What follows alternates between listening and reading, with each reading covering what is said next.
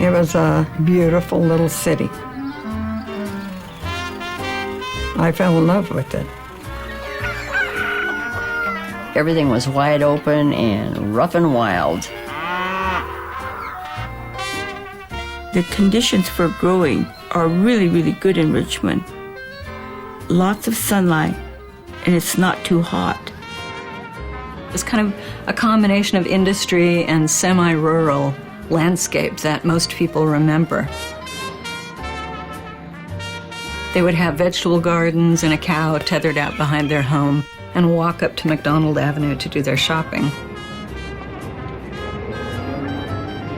Richmond was a working man's town.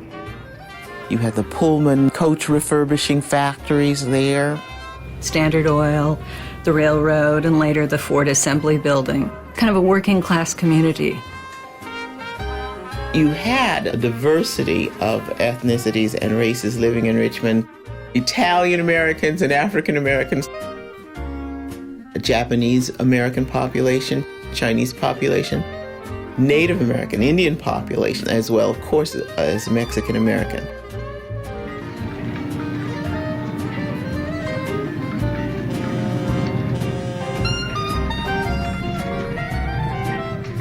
Kaiser plant located there before Pearl Harbor. Richmond had a really good deep-water harbor, perfect for the shipping industry. It had lots of open space. It also had a working force.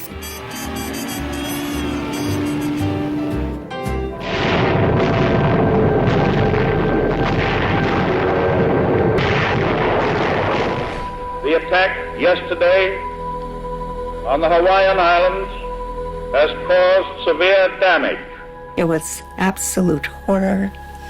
We were in total shock and terror because we were being told immediately that we might be bombed, and we had to immediately go into blackout mode. When we got into the war, there was a big demand. We had to have ships, we had to have everything. I heard on my car radio, "Women, do something for your country. Go to the Richmond shipyard and be a welder."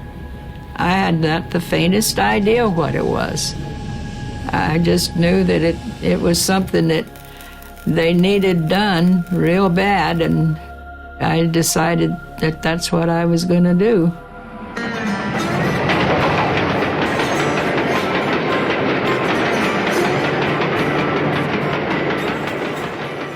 Loaded that suitcase and got it on a train and came to California and stayed with my sister, Caroline.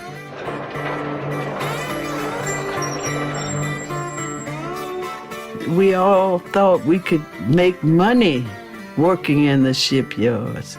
Father was the type of man that looked for better jobs, and he wanted me with him. Henry J. Kaiser, he brought a lot of people back from the South to work in the shipyard. For African American Southerners, the most frequently given graduation gift was not a watch or a typewriter, but a train or bus ticket out to the West. In 2 years, little Richmond of 23,000 had become a bustling metropolis of 130,000. This fabulous growth necessitated civic expansion. Richmond's population exploded physically, but also in terms of cultural and social and even political differences that made living together and working together a challenge.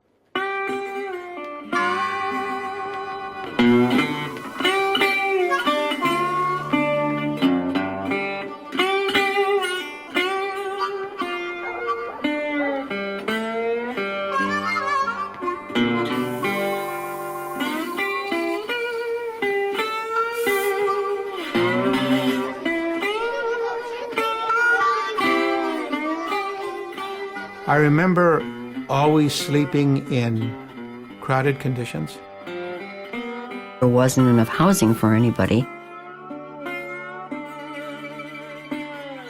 Some were living in a truck, some living in a car.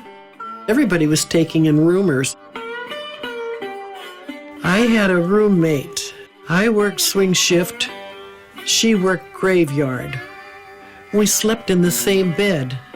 That way I could sleep in the daytime and they could sleep in the bed at night.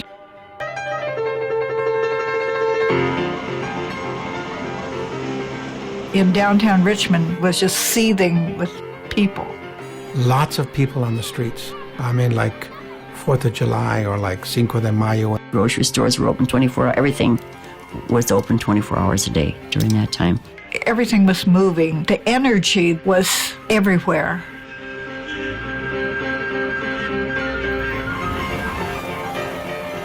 You had clubs like Minnie Lou's Restaurant and Blues Club in North Richmond. And then there was, of course, this enormously popular club called Tapper's Inn.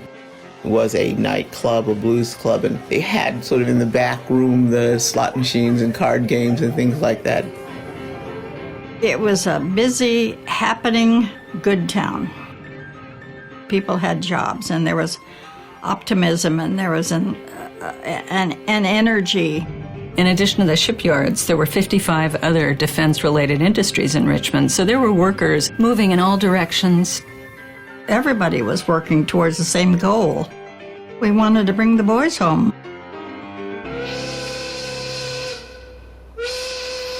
I went to the hiring hall, and they said, you have to join the Boilermakers Union.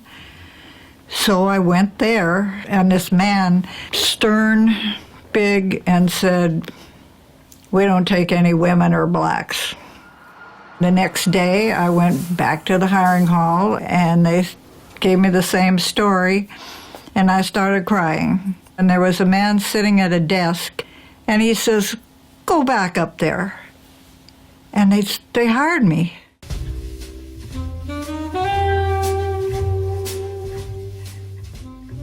But then when they brought in the women, oh my land, the men laughed at them terribly at first.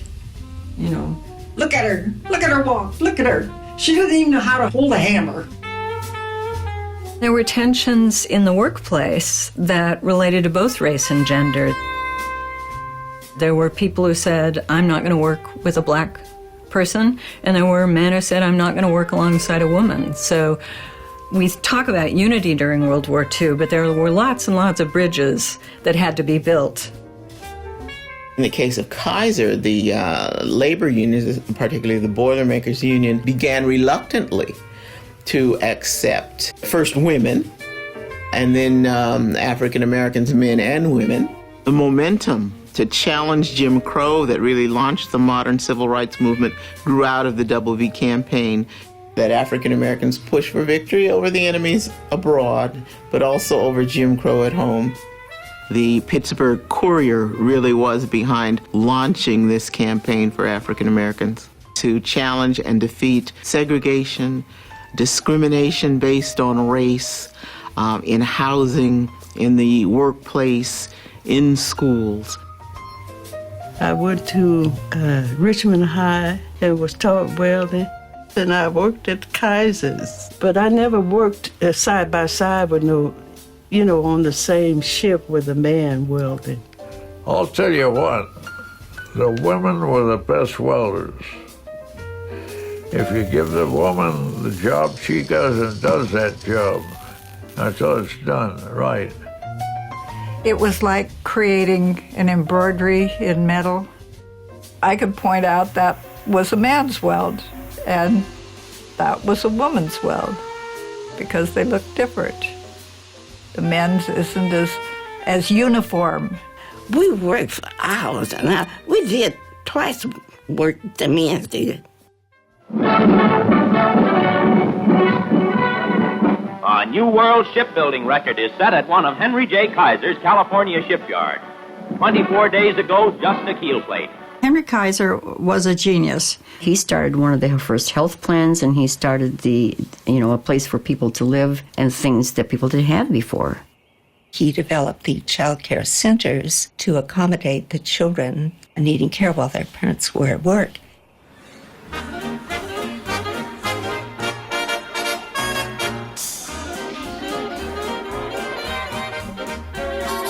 And here's the man who builds them in record time, Henry J. Kaiser, with a model to show how it's done. Built to scale, the 14-foot model is made of 81 pieces. Everything was prefabbed under Kaiser, where they had the big sheets of steel and they'd weld those together and then move them by crane onto the ships. We call them the Horley cranes. They were so enormous, and they would lift these massive pieces of metal and boxes, and they were just one of the biggest things I'd ever seen. And that's how come ships could be built so fast. Parts would be welded together and ready to be put onto a ship in no time. Our motto was 10 down the ways in 31 days. Down the ways. They would slide that ship down into the San Francisco Bay. Rain or shine, ships quietly slipped into San Francisco Bay faster and faster. By the fall of 1943, more than one ship a day left Richmond, the most colossal shipbuilding spectacle the world had ever witnessed. They were always giving speeches and telling us how the other yards, how fast they were getting a ship built. So there was always competition. And I remember when we worked on the Robert Peary, which was built, by the way, I think is, the record has it either 3.5 or 4.5 days from beginning to finish. And I think that's an amazing thing.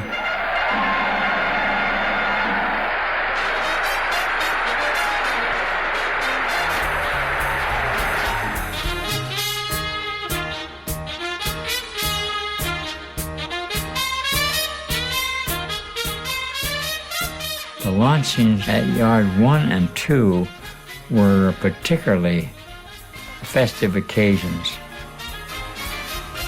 They got famous people from all over the country.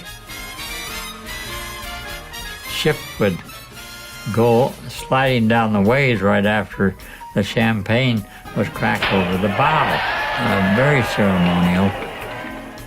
It was a patriotic time. You'd see the kids collecting newspapers, collecting tinfoil, collecting anything. Women, they gave up all their girdles, all their underwear that had elastic.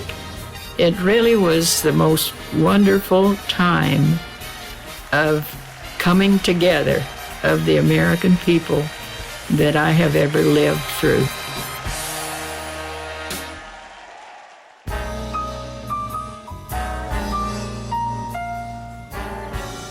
It wasn't as if the shipyards closed and some balloon burst and Richmond was depopulated. It really continued to be a thriving community.